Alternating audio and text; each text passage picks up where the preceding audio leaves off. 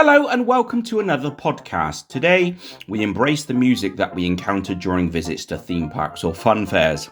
I have a colleague called the History Goer. I asked him to be involved with this podcast, so here are a few ideas that he put across.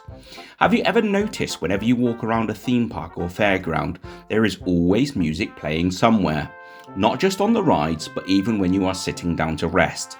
Sometimes you can't escape the music to get a bite to eat, or the music is playing as you enter the loo block. Is there a hidden motive behind this? Is it music to keep you interested and hyped up to spend money?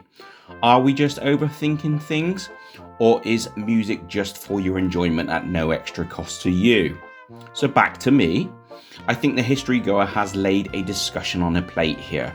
Let's embrace it and see how this reveals the soundtrack of adventure.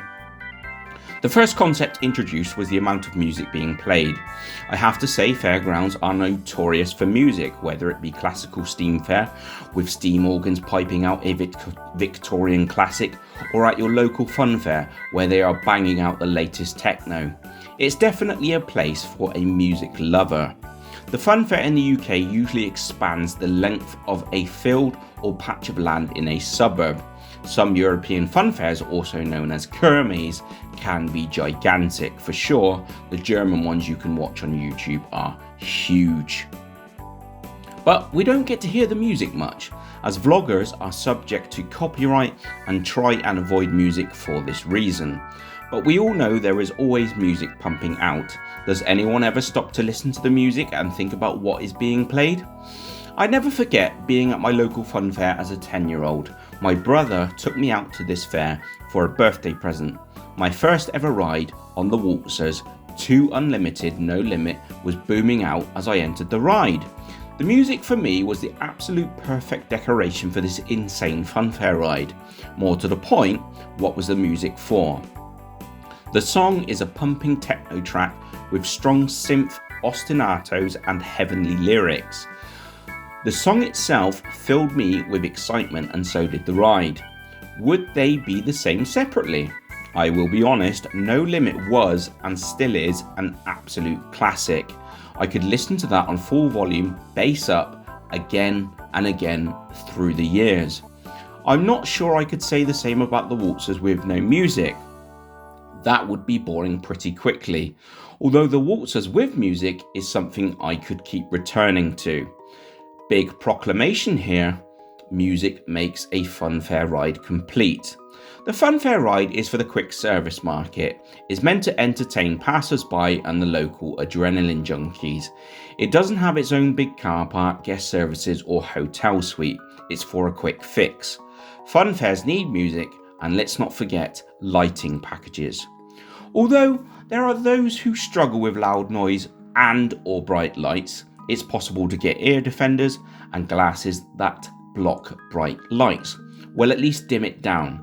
That's a sensitive subject, so I'm stopping there. How about theme parks? Is music on every ride? Yes and no is my answer to that.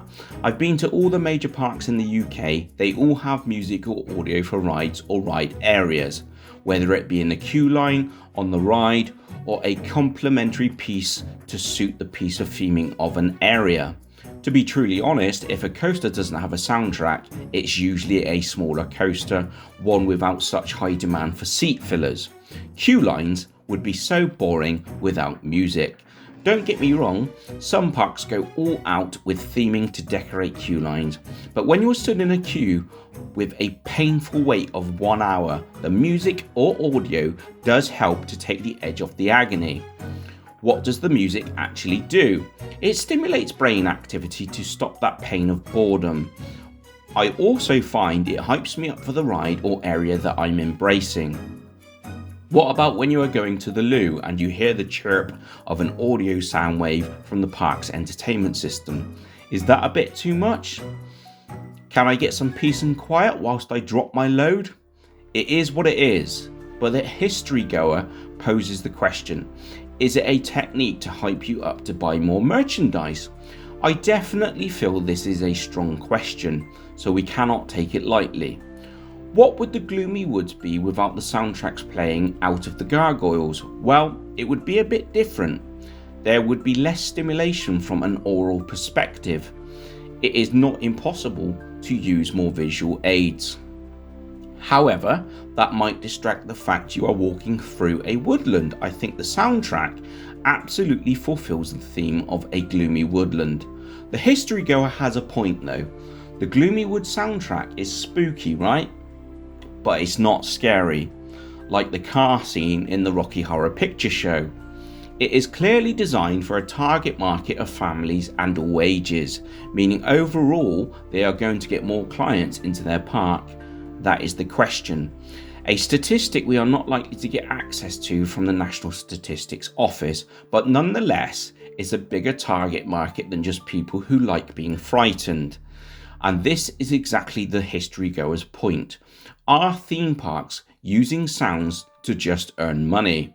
A good point to bring up is the Scarefest season. Some sites dedicate their nights to scaring the life out of people, but these events are sporadic in nature. It really isn't good culture to be scaring people all the time. Philosophically and psychologically speaking, that's not a good idea. Sound is indeed a tool for satisfaction and making money. Let's look at Thorpe Park, branded as the most extreme park in the UK. It most certainly is the most thrilling place to go on these shores. It caters for scares more than any park in the UK. Audio and visuals are a big part of that. The Ghost Train is a fine example. Physical actors entertain as you embrace the ride. Sound is key to the experience. But at no point does the show become horrific. The most thrilling park in the UK is still tamed down to meet a big consumer market. Is it really a genuine delivery of the most thrilling park in the UK? In my wildest dreams, I would love to see parks be scarier and more intense than they already are. But it just doesn't meet British philosophy. It would stain our culture. Let's be fair, it's something for the movies. The answer to the history goer's question is that music is there to deliver entertainment and suits our British needs. A bonus for the fairs and theme parks is that it helps to upsell. That's all for today. See you soon.